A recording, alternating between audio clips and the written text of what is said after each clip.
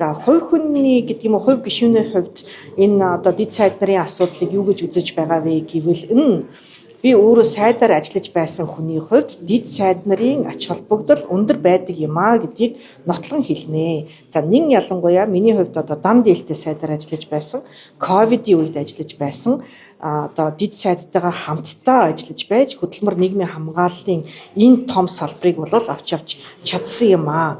Өнөөдрийн хувьд бол нөхцөл байдал ковидын үеийн шиг хүнд биш ч гэсэн тодорхой хүндрэлүүд бол байна. Энэ ялангуяа эдийн засгийн нөхцөл байдал хүнд байна. Салбарууд бол маш хүнд нөхцөл байдалтай байна.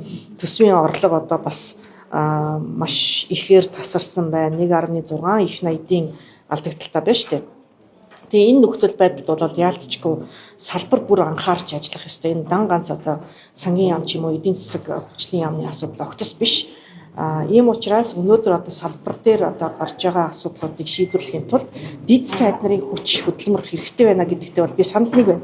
Яг тэгвэл дан дээлтэй биш, дандаа давхар дээлтэй сайд нар байгаа шүү дээ. Дандаа давхар дээлтэй сайд нар байхад аргагүй эрхэнд энэ ажлаа хуваарлах нь бол дэд сайдын ач холбогдол өндөр байгаа юм а гэдгийг бол хувь гишүүнийхээ хувьд бол хэлье.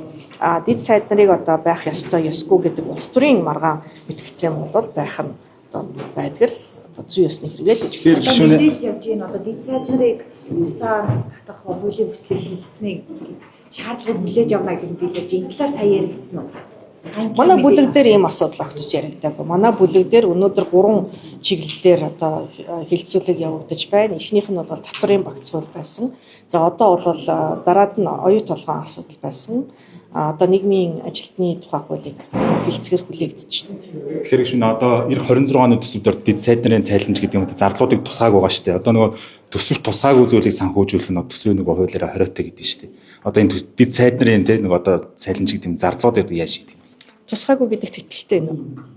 Цалин усны зардал дээр нь ер нь бол яг нөгөө батлагдсан оронтойгоор цалин ус бүх одоо зардлууд нь байгаа да 860 сая төгрөг гэж ах шиг. Яг дэд сайд нар гэж байна. Тэр чинь бүтэц бүрэлдэхүүнээр засгийн газрын яамд дээр нь засгийн газрын одоо тэр яамдынх нь бүтэц бүрэлдэхүүн орон тооныхаа тоогоороо цалингийн сан нийт цалингийн сан батлагдаад явж байгаа шүү дээ. Тэгэхээр яг тэр агуулгаараа бол сангийн яамнаас төсвийн зарлагын газраас нь асуусан зүйтэй бол миний ойлголтоор бол нийт одоо дүнгээрээ батлагдаж байгаа учраас тэр дотроо ямар орон тоонууд дээр хэрхэн яаж хуваарлах вэ гэдэг нь бол тухайн яамны төсвийн одоо ерөнхийлөн захирагчийн өөрийнх нь асуудал байна. Тэрнээс одоо хуулиар байгаа оронтоо нийт цалингийн сангаар нь л бид нар одоо төсвийг бол баталсан шүү дээ. Тэгэхээр яг одоо засгийн газрын тэргүүний хувьд бол тайлбараа хийхдээ хуулиар одоо оронтоонч батлагдсан. За төсвийн хуулиар төсвөн ч гэсэн одоо багтж байгаа гэдгийг бол хэлсэн. Хүмүүс яг нөгөө дэд сайд нарын оронтоо одоо сая бол 14 дэд сайдыг томилсон шүү дээ. 14 дэд сайд.